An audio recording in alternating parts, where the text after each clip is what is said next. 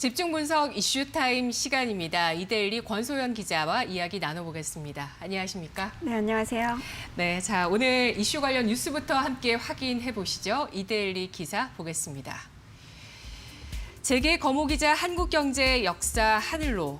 고 이건희 삼성그룹 회장은 재계의 거목이었고 한국경제의 역사였다. 국민 모두가 자랑스러워하는 글로벌 브랜드를 키운 애국자이기도 했다. 삼성그룹을 27년간 이끌며 글로벌 초인류 기업으로 급성장시켰고 한국경제의 기틀을 마련한 고 이건희 회장. 2014년 심근경색으로 쓰러진 이후에 6년여 만인 지난 25일 78세를 일기로 별세했다. 네, 어제 바로 소식이 전해졌습니다. 이건희 회장의 별세 소식이 있었는데요. 국내 주식 부호 1위이자 또 재계에 큰 별이 졌다고 해도 과언이 아닐 것 같습니다. 이건희 삼성전자 회장이 경영자로서 우리나라를 고성장 시대로 이끈 주역이었다. 이런 이야기들도 나오는데 간략하게 이건희 회장의 경영 발자취부터 알아볼까요? 네, 뭐 우리나라 경제 대통령이라고 해도 과언이 아닌데 일단 뭐 좀 돌아보면 1987년에 이제 취임을 하셨습니다. 그리고 그때부터 이제 반도체 사업을 주력 사업으로 밀어붙이기 시작했는데요. 사실 그 전에 1974년에 이제 한국 반도체가 파산 위기에 몰리니까 이건희 회장이 뭐 이걸 좀 인수해보자라고 삼성그룹에 제안을 했었는데 삼성그룹에서는 좀 아닌 것 같다 얘기를 했었거든요. 그래서 이제 자신의 돈으로 한국 반도체를 인수를 하면서 일단 반도체 진출 발판을 마련을 했고요. 그리고 나서 이제 회장에 취임한 다음에 그 1988년에 삼성 반도체 통신과 삼성전자를 합병을 했고 그리고 1992년에 세계 최초로 이제 63메가 D램 개발에 성공을 했습니다.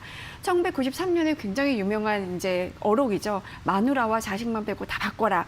이런 이제 신경영 선언하면서 제2의 창업에 나섰고요. 또 그 이후에 메모리 반도체 시장에서 뭐 삼성전자는 줄곧 세계 1위를 이어오고 있습니다. 그 다음에 이제 주목한 게 휴대전화인데요. 이 누구나 무선 통신 단말기 한 대씩 갖고 다니는 시대가 올 거다. 그때만 해도 이게 이제 현실이 될 거라고 생각하는 사람이 많이 없었는데 네. 그러면서 이제 애니콜 브랜드를 내놨거든요. 그런데 이게 1994년에 첫 휴대전화를 출시한 이후에 네. 이 삼성의 애니콜의 불량률이 계속 올라가니까 구미 사업장에 휴대전화 한 15만 대 정도 모아놓고 불태운 화형식, 그러니까 그 유명한 구미 화형식을 진행을 하면서 품질 개선을 굉장히 강조를 했습니다. 네. 그때 불태운 휴대폰이 시가 기준으로 하면 500억 원어치 정도 된다고 하는데요. 네네. 그 이후로는 이제 삼성전자는 국내 휴대전화 점유율 1위로 올라섰고요. 그 다음에 이제 스마트폰으로 빠르게 넘어가는 시기에도 적응을 잘해서 갤럭시 브랜드로 글로벌 시장에서 2012년부터 이제 스마트폰 판매량 1위를 지키고 있고요. 또 마지막으로 TV에서도 마찬가지인데요. 지금 10년 넘게 글로벌 1위를 지키고 있는데 2006년에 보르도 LCD TV 이거 출시하면서 이제 소니 대치고 TV 시장에서 1위를 달성하는데 이제 성공했습니다. 네. 정말 그 반도체 시장의 성장성을 알아본 그 안목과 또 스마트폰을 글로벌 1위로 끌어올린 그 저력이 굉장히 돋보입니다. 숫자로 나타나는 이건희 회장의 경영 실적은 어떨까요?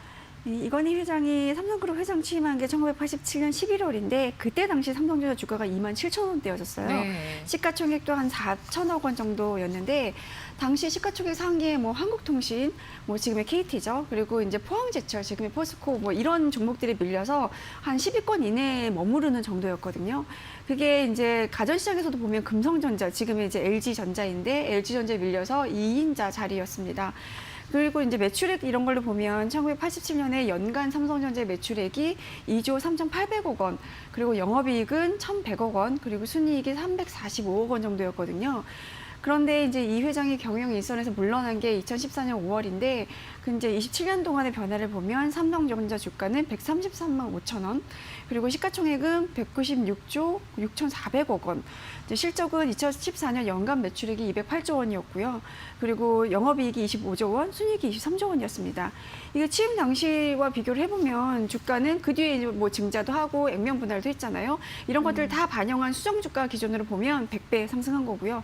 시가총액은 약 500배 정도 늘었습니다. 매출액은 이제 86배 정도 늘었고 영업이익은 222배, 그리고 순이익은 678배 늘었습니다. 그러니까 엄청나게 고성장을 한 셈인 거죠. 네, 단 30년 만에 이룩한 네.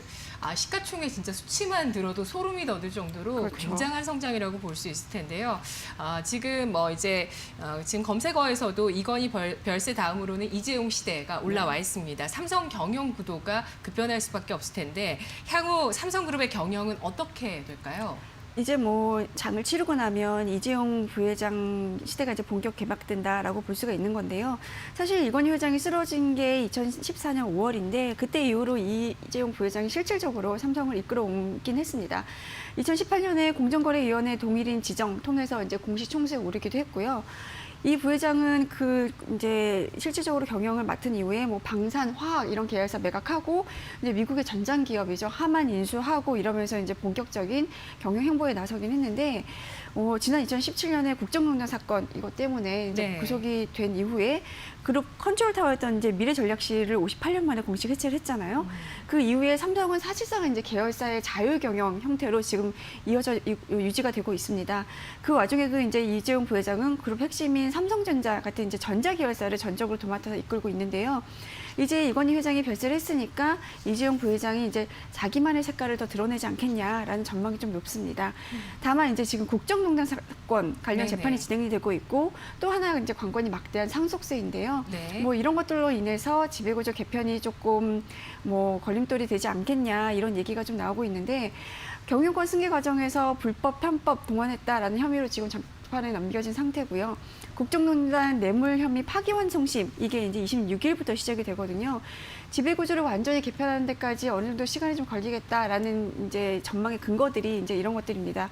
게다가 지난 5월에 이제 이재용 부회장이 대국민 사과 기자회견 했잖아요. 네네. 그때 이제 경영권 승계 문제로 더 이상 논란이 생기지 않게 자식에게 경영권 물려주지 않겠다. 이렇게 선언을 좀 했거든요. 그러니까 지배구조를 좀 대대적으로 뜯어고칠 것이다라는 전망도 이런 기자회견으로 미루어서 이제 나오고 있고요.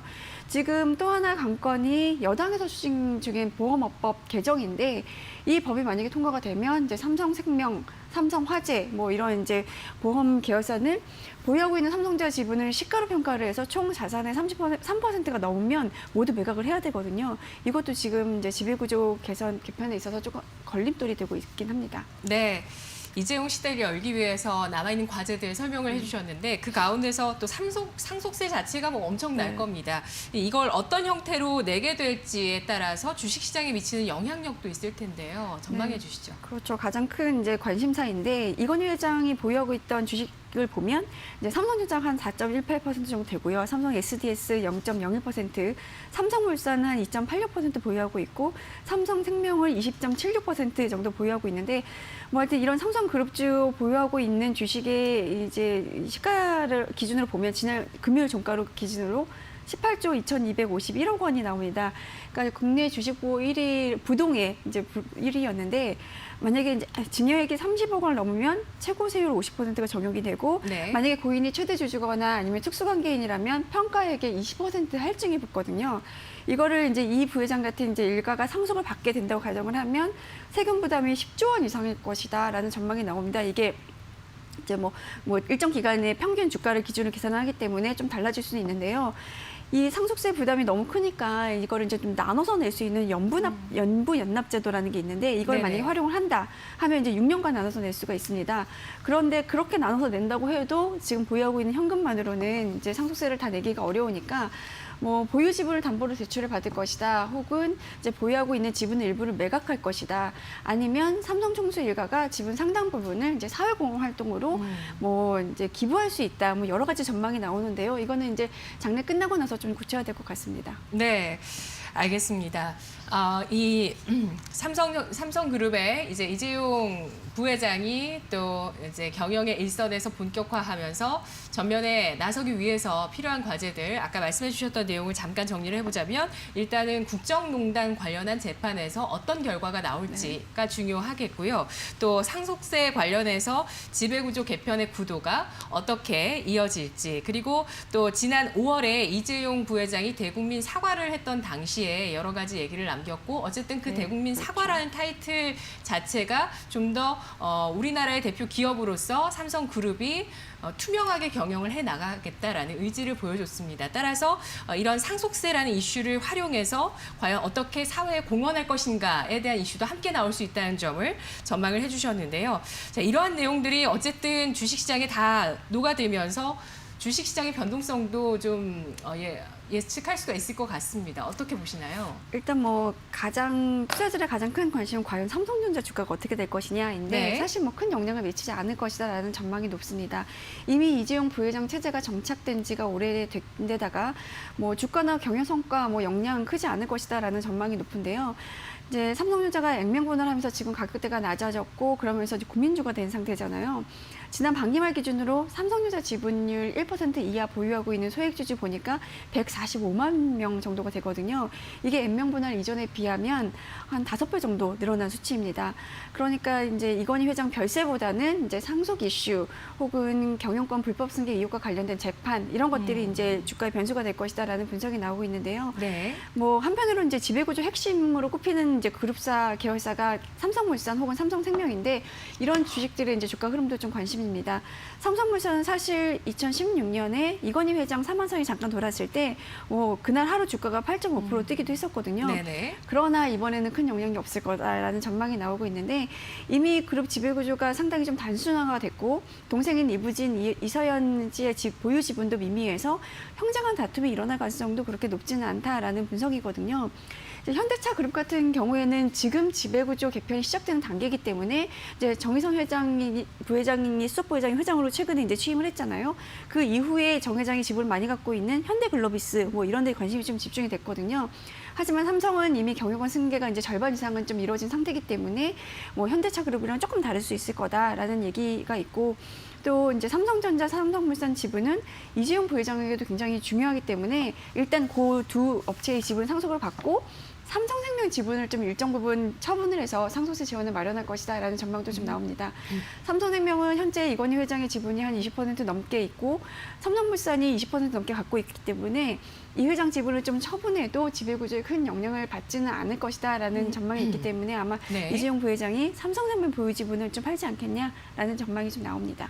네, 그러면은 이 이재용 부회장이 만일에 정말 삼성 이 생명의 지분을 팔게 된다면 삼성생명의 주가는 앞으로 조금, 어떤 방향성을 띠게 될까요? 아무래도 삼성생명 주가는 조금 이제 하락 압력을 받을 수가 있는데 그거는 이제 가정이 이제 팔 거라는 시나리오죠. 이제 예. 가정이 맞아야 되는 거기 때문에 네. 그리고 삼성생명 아까 말씀드렸다시피 보험업법 개정안이 조금 이슈거든요. 그 개정안이 통과가 되느냐 그리고 보유하고 있는 삼성전자 지분을 이제 어떻게 넘길 것이냐에 따라서 좀 주가 흐름이 갈릴 것 같습니다. 네. 아까 말씀해 주셨던 그 3%룰 같은 경우는 이제 삼성생명이 보유하고 있는 삼성그룹의 계열사의 지분을 팔아야 되는 이슈인 그렇죠. 거죠.